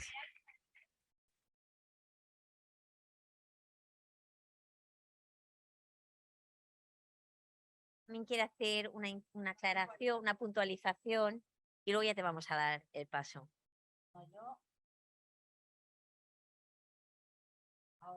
¿Ahora se escucha? Sí. Muy brevemente. No iba a hablar sobre esta cuestión, completamente de acuerdo, por supuesto, pero simplemente diré que mi apreciación personal, creo que a priori no van a entender, a priori digo, muchos empleadores no van a entender o no lo van a interpretar como lo interpretamos nosotras. Y por eso digo que los juzgados yo creo que en un primer momento se van a colapsar para que esos empleadores tengan que demostrar esa pérdida de confianza, etcétera. A eso me refería antes. Y después, como me ha permitido Cloti un minutito, pues ya digo dos cuestiones que se me ha olvidado antes que creo que también son fundamentales. El Real Decreto también obliga a los empleadores a dos cuestiones que tenéis que saberlo y es la primera, cuando vayáis lamentablemente se os notifique que se rompe esa relación contractual, que os va a ser despedidas, os tienen que preavisar siempre, ¿vale? En el caso de que llevéis un año trabajando, el preaviso tiene que ser de 20 días y en el caso de que llevéis menos de un año trabajando, el preaviso tiene que ser de 7 días, pero os tienen que preavisar. Y después también tenéis una licencia, por así decirlo, con el fin de buscar nuevo empleo. Es decir, durante el periodo de preaviso, la persona que preste servicios a jornada completa tendrá derecho, sin pérdida de su retribución, tiene derecho a una licencia, por así decirlo, de 6 horas semanales con el fin de que podéis buscar un nuevo empleo. Eso también es algo importante que creo que deberíais conocer porque es algo que antes no existía y es algo que tenéis ahora derecho, ¿de acuerdo? Muy Ya está, interesante, la verdad que ya sí. está. La verdad que sí. Ahora sí, le voy a dar paso a la compañera Isabel, que es la secretaria de Migraciones, Cooperación de Comisiones Obreras, porque también hay un nuevo marco jurídico relacionado con la extranjería que también os puede resultar muy interesante y por eso también hemos considerado importante que la compañera os hable. Bueno, buenas tardes, estimadas amigas, compañeras, muchas caras conocidas por aquí hoy. Antes que nada, enhorabuena, porque después de tantos años, reitero, de lucha colectiva, por fin avanzamos. Pero avanzamos gracias a eso, porque estamos organizadas y somos más fuertes. Y la lucha sigue, ¿no? Como ya se ha dicho antes. De hecho, muchas protagonistas anónimas de esas luchas hoy no están aquí, lamentablemente, ¿no? Mi reconocimiento para todas ellas y mi reconocimiento para todas vosotras. Hoy os hablaré de algunos aspectos que también tenéis que conocer, puesto que paralelamente a este cambio normativo en relación a la normativa sobre el sector, también ha habido un cambio en el reglamento de la Ley de Extranjería, como muchas de vosotras ya habréis escuchado, ¿no? Y como sabemos, muchas de vosotras, además de tener, digamos, precarias condiciones de trabajo por estar en un sector con inferioridad, ¿no?, de condiciones de trabajo, también tenéis que lidiar con esa losa que es la losa de la Ley de Extranjería. Antes que nada, comentar que Comisiones Obreras ha defendido siempre los derechos de las personas migrantes, reconociendo la cuestión migratoria como hecho social imparable e imprescindible. Nuestra trayectoria de trabajo sindical en ese ámbito se ha caracterizado precisamente por la lucha contra la discriminación, por la garantía de la igualdad de derechos y la cohesión social. Allí tenemos a Ventura, que también durante muchos años ha estado liderando y lidiando con eso. Y precisamente por la garantía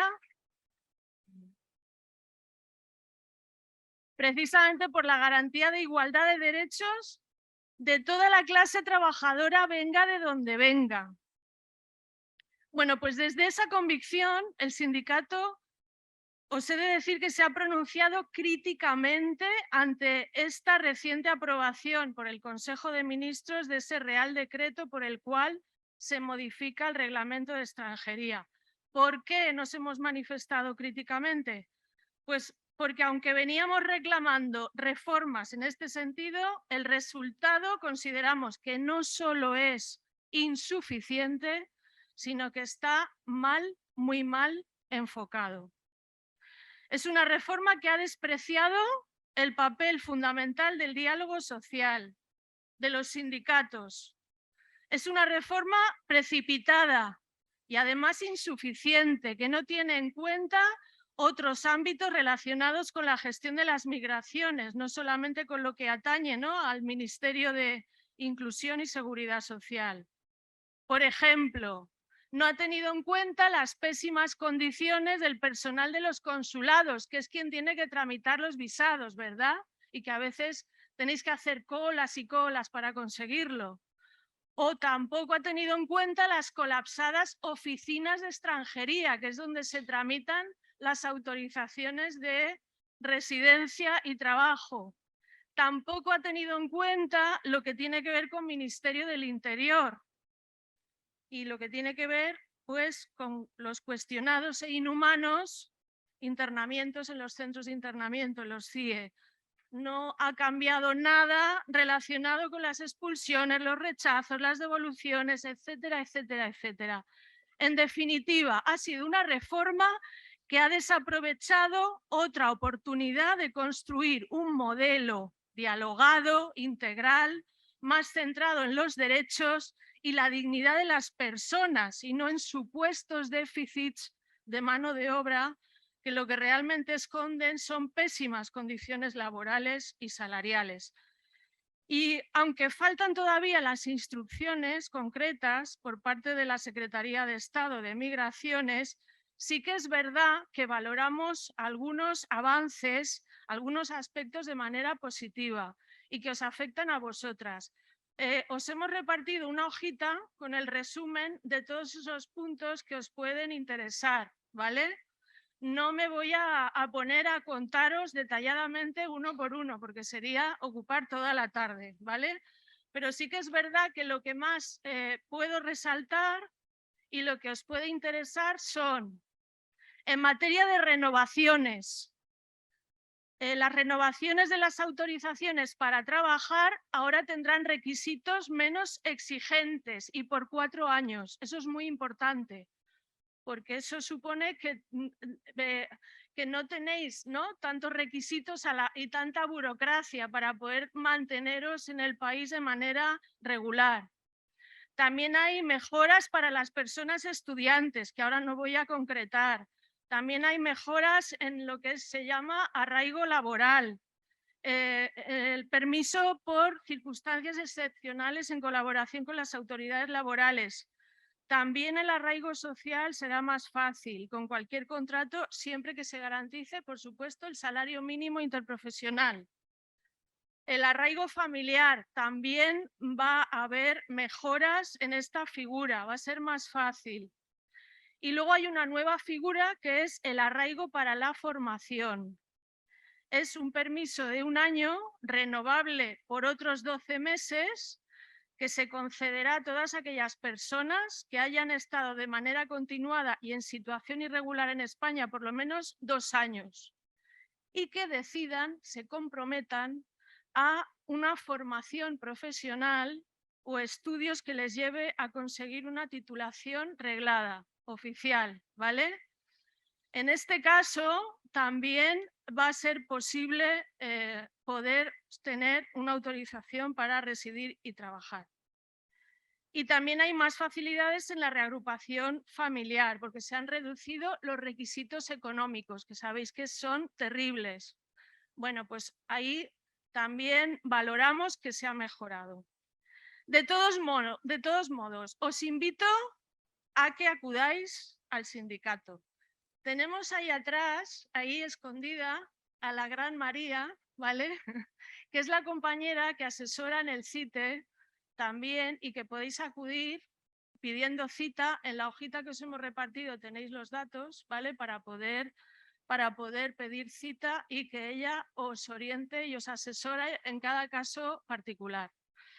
Y también os hemos repartido una hojita con un nuevo servicio de orientación laboral que también podéis utilizar, con un único requisito: que estéis afiliadas. ¿Por qué? Pues ya no solo porque podáis hacer uso de estos servicios que ofrece el sindicato, sino porque reitero que afiliadas y organizadas somos más fuertes y os invito a que lo hagáis. Y además, por encima de cualquier ley de extranjería, por encima de cualquiera de ellas están los derechos fundamentales. Y es un derecho fundamental la libertad sindical. Cualquiera de vosotros puede afiliarse, tenga o no tenga la situación regularizada, ¿vale? Así que nos vemos, compañeras. Gracias.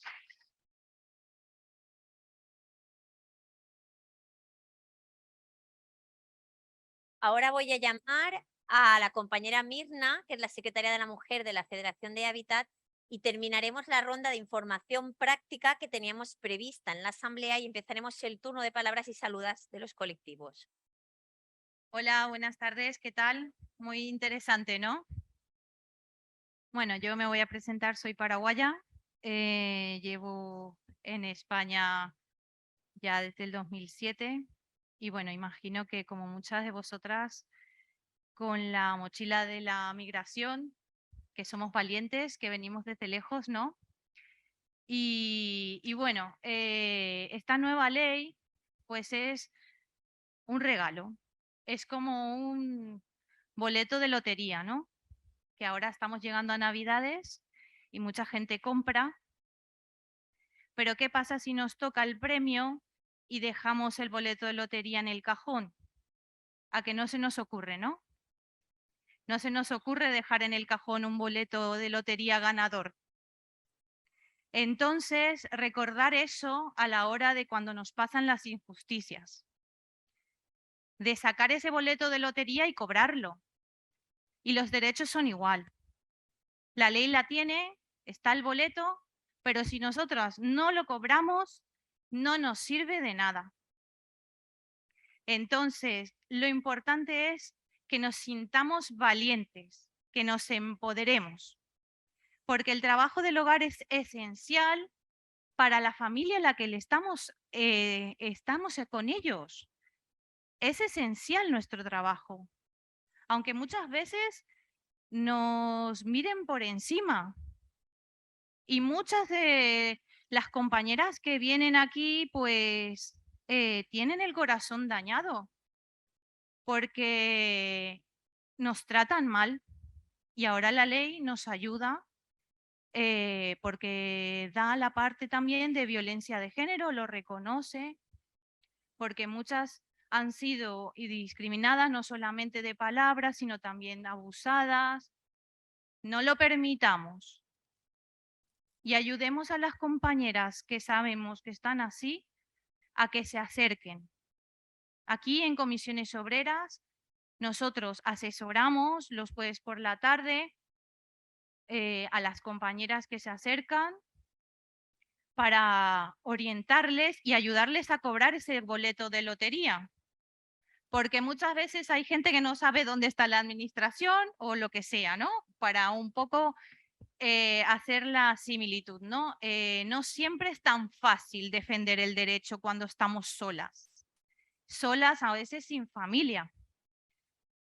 Solas muchas veces recién llegadas, pero tenemos derechos. Y Comisiones está ahí para acompañar esa necesidad, ¿no? Tenemos compañeras del grupo de trabajadoras del hogar que están por aquí, que aparte de que están nuestros compañeros asesores, Alberto y Manolo, que tenemos un gabinete de servicios jurídicos que busca e intenta encontrar la prueba para demostrar esa relación laboral y para poder llevar al juzgado y defender nuestros derechos. También tenemos a las compañeras que vienen, nos escuchan y que han pasado situaciones parecidas. No estamos solas. Quedaros con esa frase, que no estamos solas en esta lucha, porque la lucha no solo es conseguir los derechos, es que se hagan realidad.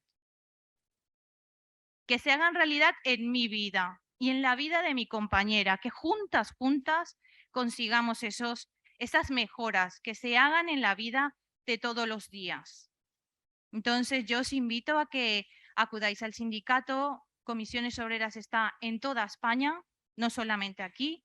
Y en el País Valenciano tenemos compañeros que os van a asesorar en cualquier local de Comisiones Obreras. Podéis acudir. Y contarle a las compañeras para que no sufran esa discriminación. Porque el empleador dice, no sé, es que yo no sabía, es que yo no sé. Pues que venga contigo y le contamos también a él o a ella. Que asesoramos también a empleadores, no solamente a compañeras trabajadoras del hogar, para que el no sé no sea un problema para poder hacer realidad estos derechos. ¿Vale? ¿Ya me tocó? Ah, vale. Vale. Y por último, ¿no? Tener en cuenta que este boletito de lotería nos lo hemos ganado.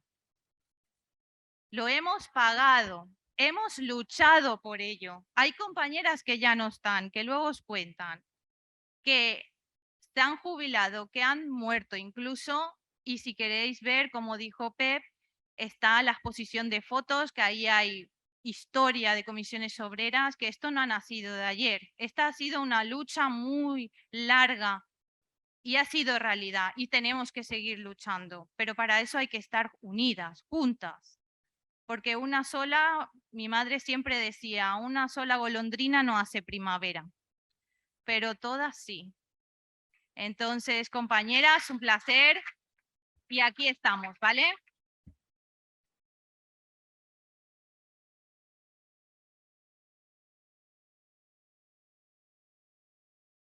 Ha terminado lo que son las intervenciones prácticas de que queríamos explicaros cosas. Vamos en breve a abrir el turno de palabras, pero no podíamos finalizar sin oír a nuestras trabajadoras del hogar, sin oír a Mari Carmen, que es una de las compañeras del grupo, de las que viene todos los jueves, de las que va a hablar en nombre de todas, de las que va a las instituciones, a los parlamentos a dar la metralla, que ahora está jubilada y que sigue peleando, que no se jubila de la lucha.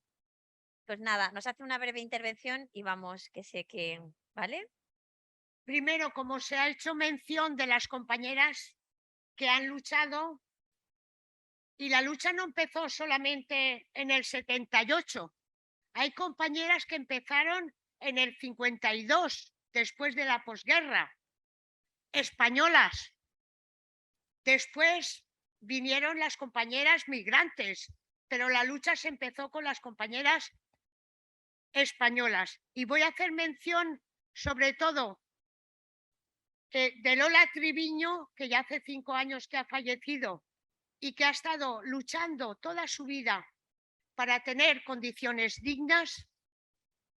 Voy a nombrar también a Vicenta, nuestra compañera que lleva luchando 5 años con un cáncer bastante grave y que ha estado siempre con nosotras. Y quiero también nombrar a todas las compañeras que he conocido y que ya no me acuerdo los nombres, porque éramos un buen equipo. Y la lucha no ha empezado hoy. La lucha ha empezado hace mucho tiempo. Quiero decir a las compañeras migrantes, sobre todo, que son las que más tenemos contacto, es que hay que venir a comisiones obreras no antes de tener el problema. Tenemos que venir a comisiones obreras antes de tener el problema. Es decir, que hoy mismo las que no están sindicadas tienen que sindicarse, porque eso nos da la garantía de progresar en nuestros derechos. Y nuestros derechos cuestan mucho, muchos años.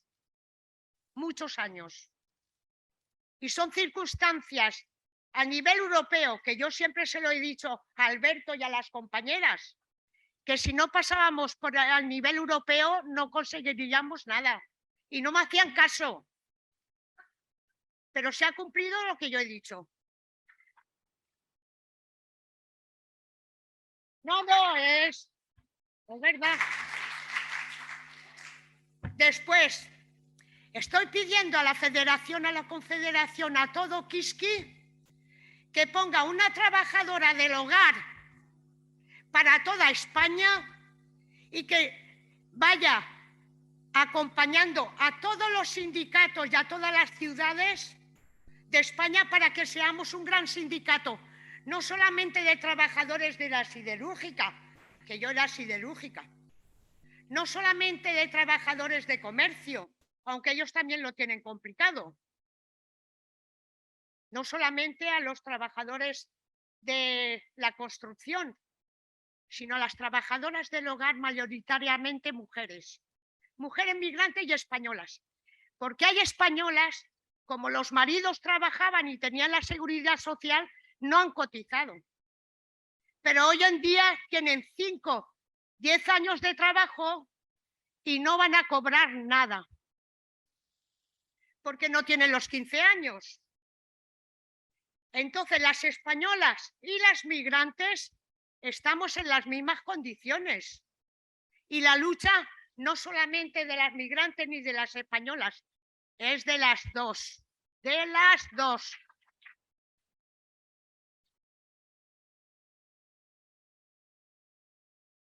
El otro día estuvimos viendo la gobernadora civil de Valencia.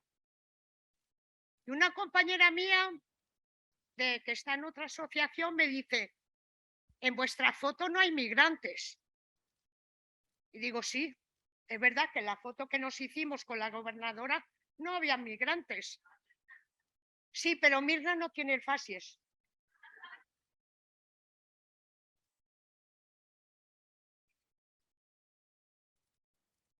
A ver. Y le dije, no es porque no haya extranjeras en la foto que no se han defendido las extranjeras, porque yo estaba ahí y yo tengo compañeras migrantes. Charito, no me acuerdo tu nombre, tampoco me acuerdo ahora. Miriam. No tengo Alzheimer todavía, pero los nombres es una cosa muy pesada.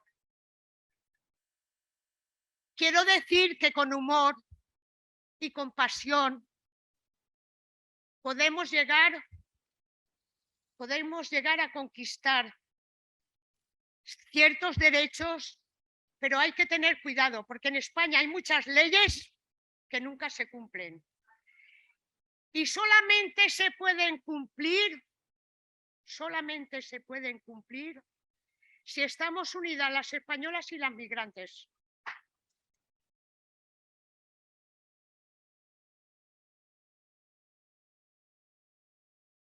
Solamente se pueden cumplir si en comisiones obreras no solamente pagamos nuestra cotización sindical, que es muy importante, sino además de pagar la cotización sindical, tenemos que venir a las reuniones. Tenemos que venir a asesorarnos por nosotras mismas. Y contra más tiempo pasemos en el sindicato, más conocimientos tendremos y tenemos hombres sabios. El Manolo y el Alberto. Y también los Montalbanes. Es decir, que la lucha no se hace sola. Y tenemos la suerte que en el País Valencià, desde siempre, digo, desde que el Estatuto de los Trabajadores se firmó, la federación, antes se llamaba de una manera, ahora se llama de otra, que no me acuerdo el nombre, y mañana se llamará de otra, pero será lo mismo. La federación siempre ha apoyado nuestra lucha, desde un principio, con María Jesús, con todas las compañeras que han pasado por el sindicato. Y ahora tenemos compañeras que siguen apoyando. Y no hay que olvidar también a nuestra compañera, Cándida. Podemos decir que Cándida ha hecho un trabajo magnífico con las trabajadoras del hogar. Charito, Miriam y otras compañeras, Arabella lo puede decir. Y no hay que olvidar tampoco a Amparo Madrigal, que nos ha acompañado durante un tiempo. No sé si está aquí porque no veo. Es que tengo la mano operada de cataratas y veo menos que un tuerto. Bueno, os dejo porque es lo principal. Hay que venir al sindicato antes de tener problemas.